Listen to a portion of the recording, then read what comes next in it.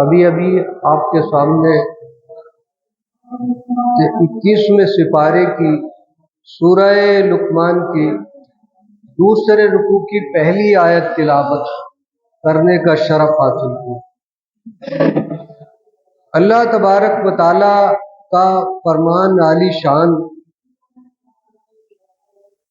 حضرت لقمان جو کہ حکیم تھے، ان کے بارے میں اللہ نے ارشاد فرمایا، وَلَقَدْ آتَيْنَا لُقْمَانَ الْحِكْمَةَ أَنِ اشْكُرْ لِلَّهِ، تحقیق ہم نے لقمان کو حکمت عنایت فرمائی کہ وہ ہمارا شکر کرے۔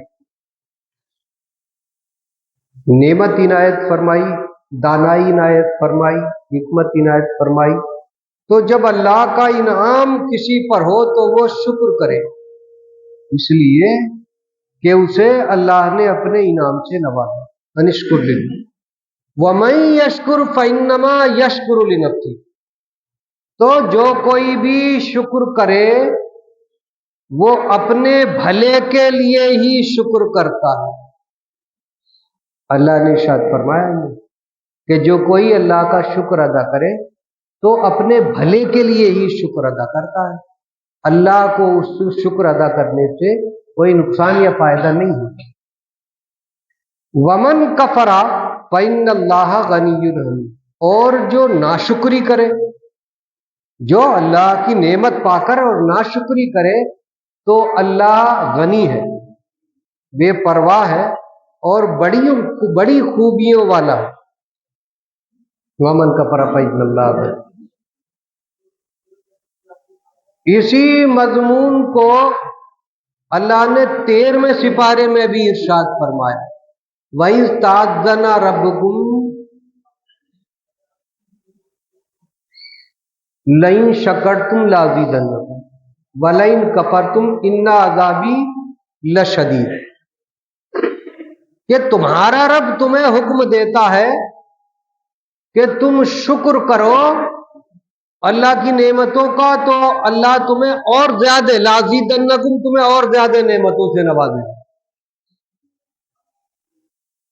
اور میری نعمتوں کی ناشکری نہ کرو کہ میرا عذاب نہایت سخت ہے۔ یہ 13ویں سپارے میں اللہ نے ارشاد فرمایا۔ انسان کو چاہیے کہ اپنے خالق و مالک کی ہر ایک نعمت پر اس کا شکر ادا کرے، جتنی بھی نعمتیں ہیں۔ نعمت جان بھی اللہ کی نعمت ہے، تندرستی دی ہے، ذرا سی بھی بیماری لگ جائے تو تندرستی خراب ہو جائے تو یہ بھی ایک اللہ کی نعمت ہے۔ شکر ادا کرو کہ اللہ نے جب جوانی دی تو پھر اس کے سامنے سر بسجود ہوتے رہو، نماز ادا کرتے رہو، اور اس کی راہ میں اس کے بندوں کی خدمت کرتے رہو۔ اللہ نے عقل دی تو پھر اللہ کی باتیں اس عقل کے ذریعے سے یاد کرو اور اللہ کے بندوں تک پہنچاؤ۔ اللہ نے تمہیں علم عنایت فرمایا، اس علم کو اللہ کے بندوں تک پہنچاؤ اور فیض پہنچاؤ اللہ کے بندوں کو، بھلا یعنی اس کی ان کی بھلائی ہو۔ اللہ نے تمہیں دولت دی ہے تو پھر اس کا صدقہ ادا کرو، زکوٰۃ ادا کرو، غریب اور مسکینوں، بیواؤں، یتیموں کا بھلا ہو۔ تو یہ جو بھی اللہ نے تمہیں عنایت فرمایا اسے اللہ کی راہ میں خرچ کرنا، یہ شکر کرنا ہے، اللہ کا شکر کرنا۔ سال میں ایک مہینہ رمضان شریف کا جس میں روزے رکھے جاتے ہیں، کل کو انشاءاللہ تراویح ہوں گی۔ یہ 20 رکعت نماز تراویح کی جسے قیام کہا جاتا ہے، رمضان کے مہینے میں رات میں قیام کرنا، تراویح کی نماز پڑھنا اور دن میں روزہ رکھنا، یہ بڑی فضیلت کی بات ہے، بڑی فضیلت کی بات ہے۔ یہ اللہ کے رسول نے ارشاد فرمایا کہ یہ بڑی فضیلت کی بات ہے۔ تو جسے اللہ کے رسول بڑی فضیلت بتا دیں حقیقت میں وہ بڑی فضیلت ہوتی ہے۔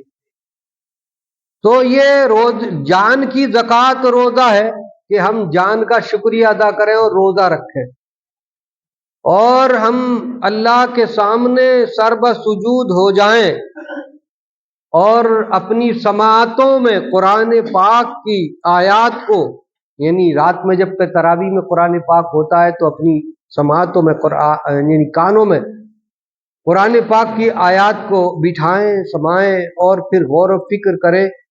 قرآن کے سننے سے بھی اور پڑھنے سے یہ نعمتیں ملتی ہیں اور نیکیاں ملتی ہیں، بلائیں دور ہوتی ہیں، ذہنی سکون ملتا ہے، دل کو سکون ملتا ہے۔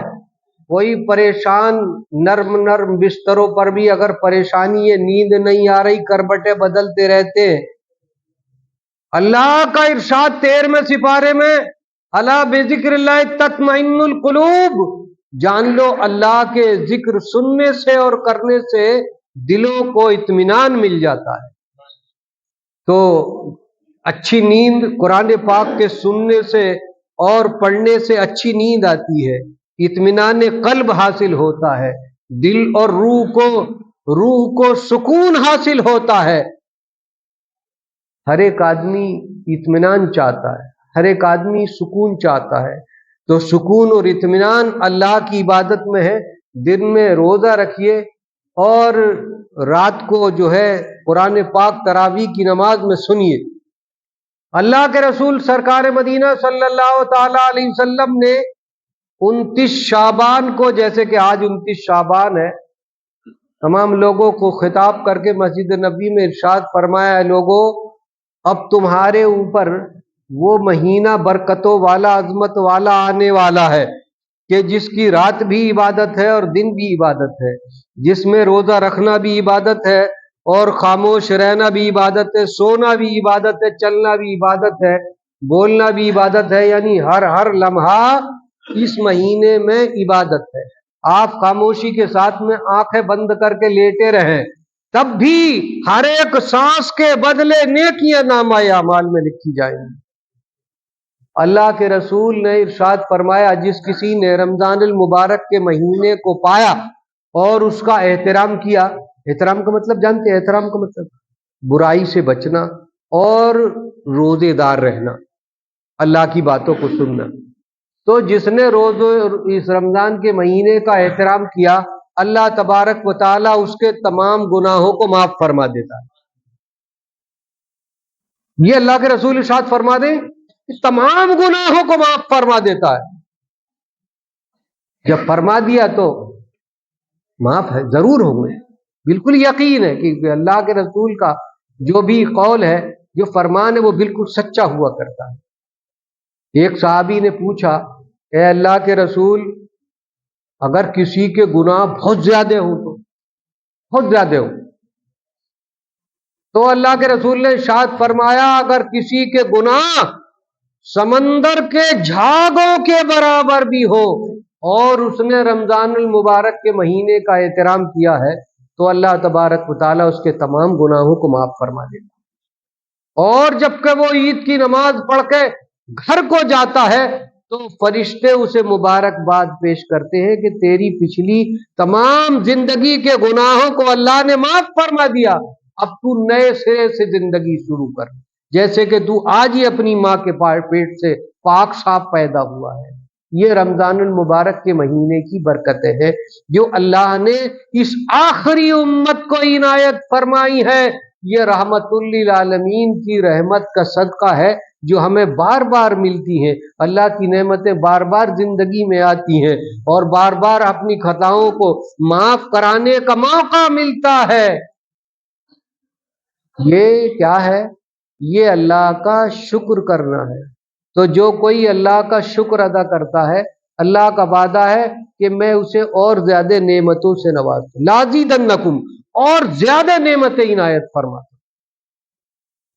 تو نعمتوں کی زیادتی اگر چاہتے ہو تو پھر اپنی ہر ایک نعمت کا جو اللہ نے تمہیں عنایت فرمائی ہے اس کا شکریہ ادا کرو۔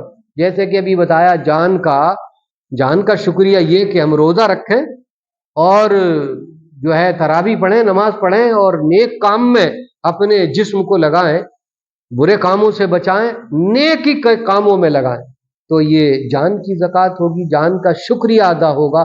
عقل کا اور دانائی کا شکریہ یہ ہے کہ ہم اللہ کی باتیں سیکھیں اور پھر لوگوں تک پہنچائیں۔ یہ انبیاء کرام کی سنت ہے۔ میں جو کچھ بھی آپ سے بیان کر رہا ہوں یہ میرا اس میں اپنا کچھ نہیں ہے۔ کبھی یہ کہو امام صاحب یہ کہہ دیا یا امام صاحب یہ کہہ رہے، میرا اس میں کچھ نہیں ہے۔ مجھے تو آپ یہ سمجھیے کہ جیسے کہ میں اس مائک میں بول رہا ہوں اور آواز جا رہی ہے باہر آواز نکل رہی ہے، تو یہ مائک کیا ہے؟ یہ ایک ذریعہ ہے، آواز پہنچانے کا ذریعہ۔ تو آواز پہنچانے کا، اللہ کی باتوں کو پہنچانے کا ذریعہ یہ سمجھیے کہ میں جو اللہ کی باتیں آپ تک پہنچانے کا ایک ذریعہ، وسیلہ ہوں، ورنہ میرا اپنا اس میں کچھ نہیں۔ کبھی کوئی کہے کہ صاحب امام صاحب ایسے کریں، نہیں، بلکہ یہ اللہ کی باتیں ہیں جو کہ آپ تک پہنچانے کی یہ ایک کوشش ہے۔ اللہ کوشش کو قبول فرمائے۔ اللہ کی باتیں اللہ کے بندوں تک ہم اگر پہنچا دیں تو پھر یہ فرض ادا ہو جائے اور روز قیامت اللہ کے سامنے ہم سرخرو ہو جائیں کہ اللہ نے ہمیں اپنے محبوب کا نائب بنایا ہے، نائب رسول بنایا ہے۔ تو اللہ کی باتیں اللہ کے محبوب نے اللہ کے بندوں تک پہنچائی، وہی ذمہ داری ہم ادا کرنے کی ایک ناکام سی کوشش کرتے ہیں، ادنا سی کوشش کرتے ہیں۔ اللہ اس ادنا سی کوشش کو قبول کر لے اور آپ سب کو ہدایت عنایت فرمائے۔ کیوں قرآن و سنت پر عمل پیرا ہونا مسلمانوں، اس میں دنیا کی بھی بھلائی ہے اور آخرت کی بھی بھلائی ہے۔ یہ نہ سمجھنا کہ یہ صرف حکایتیں کی باتیں ہیں کہ جی مطلب کچھ دیر قصہ سنا اور جی بہلایا اور اپنا کام ختم کر دیا۔ جس طرح ہم پہلے کر رہے تھے اسی طریقے سے اب کرتے رہے، جس طرح دن میں پہلے روٹی کھا رہے تھے اس طرح اب بھی روٹی کھاتے رہے، جس طرح پہلے مسجدوں کو جو ہے ایسے ہی خالی چھوڑ رہے تھے اور چوراہوں کو آباد کر رہے تھے، اسی طریقے سے رمضان میں بھی چوراہے آباد رہے۔ نہیں، بلکہ سمجھیے کہ یہ اللہ نے تمہیں گناہوں کی بخشش کا ایک موقع دیا ہے، تو اس حسین موقع کو گنوانے کی ضرورت نہیں ہے، بلکہ آئیے اور مسجدوں کو آباد کر دیجیے۔ اللہ کے رسول ارشاد فرماتے ہیں کہ 3 حکم ہوتے ہیں جب یہ رمضان المبارک کے مہینے کی شروعات ہوتی ہے، یعنی کل جب مغرب کے بعد سے رات شروع ہوگی تو وہ رمضان المبارک کے مہینے کی رات ہوگی۔ تو اس رات کے شروع میں ہی جب چاند دیکھتا ہے رمضان کا تو اس رات کے شروع میں ہی اللہ حکم فرماتا ہے، اے فرشتوں جنت کے دروازوں کو کھول دو، آسمان کے دروازوں کو کھول دو۔ آسمان کا دروازے سے کھلنے سے مراد یہ نہیں کہ آسمان پھٹ جائے گا، نہیں، بلکہ آسمانی جو برکتیں ہیں وہ برکتیں اس کے بندوں تک ڈائریکٹ پہنچنے لگتی ہیں، رکاوٹ نہیں رہتی۔ رمضان کے مہینے میں رحمتیں اور برکتوں کے دروازے، رحمتوں کے دروازے کھل جاتے ہیں، تو فرشتے کھول دیتے ہیں اور اللہ کا حکم ہوتا ہے کہ شیاطین کو، جو شیطان ہیں، جو بہکانے والے ہیں، انہوں شیطانوں کو زنجیروں میں جکڑ دو، زنجیروں میں جکڑ کر کے قید میں ڈال دو۔ تو شیاطین جو ہے وہ اللہ کے حکم سے رمضان میں قید میں ڈال دیے جاتے ہیں، زنجیروں میں جکڑ کر کے۔ 2 حکم ہو گئے، اور تیسرا حکم ہے اللہ تبارک و تعالیٰ کا، 3 حکم ہوتے ہیں۔ تیسرا حکم ہوتا ہے فرشتوں کو، جہنم کے دروغہ مالک کو حکم ہوتا ہے کہ دروغہ جہنم تو اپنے کارندوں کو، فرشتوں کو حکم دے دے کہ جہنم کے 7 دروازوں کو بند کر دو۔ جہنم کے دروازے پورے مہینے بند رہتے ہیں، کسی ایک کو بھی رمضان المبارک کے مہینے میں جہنم میں نہیں ڈالا جاتا، پورے مہینے بند رہتے ہیں، اور جنت کے دروازے کھلے رہتے ہیں۔ جنت کے دروازے کھلے کا مطلب یہ ہے کہ ادھر سے ندا آتی رہتی ہے، ہر دن میں بھی ندا ہوتی ہے، ہر رات میں بھی ندا یعنی آوازیں آتی ہیں۔ جنت پکار پکار کر کے امت محمدیہ سے کہتی ہے، اللہ کے بندوں کو پکار کر کے کہتی ہے کوئی اللہ کا بندہ جو اللہ سے مجھے مانگ لے، میرے محلات کو مانگ لے، میرے باغات کو مانگ لے۔ آج دنیا کے محلات اور باغات، زمین، جائیداد، نعمتیں جو کہ چند روزہ ہیں، یہ خواب کی طرح ہیں، انہیں مانگنے میں رات دن کوشش کرتے ہیں، رات دن کوشاں رہتے ہیں، اور جو دائمی ہیں جنہیں اللہ نے ہمارے لیے ہی بنایا ہے تو ان کے مانگنے میں کوتاہی ہوتی ہے۔ ارے مانگیے اللہ سے، اس کی جنت مانگیے، جنت کے دروازے اللہ کھول دیتا ہے، جنت خود پکار پکار کر کے کہتی ہے کہ مجھے اللہ سے مانگ لو، کون ہے جو مجھے مانگے؟ تو یہ بڑی برکتوں کی راتیں ہیں، بڑی برکتوں کی راتیں، ان راتوں کو سجائیے اور قرآن پاک کو سنیے، گناہوں سے دور رہیے، اپنی مغفرت چاہیے اور اپنے والدین کی، آباء و اجداد کی مغفرت چاہو۔ اللہ تبارک و تعالی پہلوں کو، ہم سے پہلے جو جا چکے، انہیں بھی معاف فرماتا ہے۔ ہر رات سرکار مصطفیٰ صلی اللہ علیہ وسلم نے ارشاد فرمایا کہ رمضان المبارک کے مہینے کی ہر ایک رات میں بنو کلب ایک قبیلہ تھا، بہت بڑا قبیلہ تھا، مکے کے جو جوانی میں اطراف میں رہتا تھا، تو اس میں کثرت سے بکریاں پالی جاتی تھیں۔ تو اللہ کے رسول نے ارشاد فرمایا بنو کلب کے قبیلے کی بکریوں کے بالوں کی تعداد کے برابر ان جہنمیوں کو جن پر جہنم واجب ہو چکی ہوتی ہے، اللہ ہر رات جہنم سے آزادی عنایت فرماتا ہے۔ اور جب آخری رات ہوتی ہے، مہینے کی آخری رات ہوتی ہے، تو اس رات میں پورے مہینے میں جتنے آزاد کیے ہیں ان تمام کی گنتی کے برابر اس آخری رات میں جہنم سے آزادی ہے۔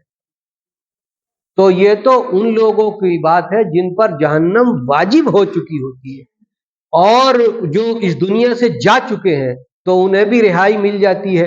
تو ہمیں چاہیے کہ ہم اپنے ان بزرگوں کے بارے میں بھی مغفرت کی دعا کرتے رہیں جو ہم سے پہلے چلے گئے، جن کی زمین جائیدادوں میں ہم اور آپ رہ رہے ہیں، جن کے مکانوں میں ہم اور آپ رہ رہے ہیں، اور جن کی اولادیں ہیں، تو ان کے بارے میں ضرور مغفرت کی دعا کرتے رہو اس رمضان المبارک کے مہینے میں، اور اپنے گناہوں کے بارے میں اور اپنے تمام جو ہے عزیز رشتہ داروں کے بارے میں، تمام امت مسلمہ کے بارے میں مغفرت کی۔ جیسے کہ آپ نے سنا ہوگا، ہم بھی کہلواتے ہیں، 13ویں سپارے میں یہ آیت اللہ نے دعائیہ نازل فرمائی ہے، رب اجعلنی مقیم الصلاۃ ومن ذریتی ربنا وتقبل دعا ربنا اغفر لی ولوالدی وللمؤمنین یوم یقوم الحساب، مجھے معاف فرما دے، میرے ماں باپ کو معاف فرما دے، تمام مومنین کو معاف فرما دے۔ اے اللہ، اے ہمارے رب، مجھے نماز کا پابند بن، مقیم الصلاۃ ومن ذریتی، اور میری اولادوں کو بھی، تمام نوجوان نسل کو، ومن ذریتی ربنا وتقبل دعا، اور ہماری دعاؤں کو قبول فرما۔ تو یہ آیت جو ہے دعائیہ اللہ تبارک و تعالیٰ نے 13ویں سپارے میں نازل فرمائی ہے۔ تو ان آیات سے ہمیں ایک سبق ملتا ہے کہ ہم اپنی زندگی کے ہر ایک شعبے میں اللہ کے حکم کی پابندی کرتے رہیں، اللہ کے رسول کے حکم کی پابندی کرتے رہیں۔ اللہ تبارک و تعالیٰ ہم سب کو رمضان المبارک کے مہینے کی برکتوں سے فیض یاب فرمائے۔ اللہ تبارک و تعالیٰ ہمیں توبہ کرنے کی توفیق عنایت فرمائے، صغیرہ کبیرہ گناہوں کو معاف فرمائے، آمین۔ وآخر دعوانا ان الحمد للہ رب العالمین۔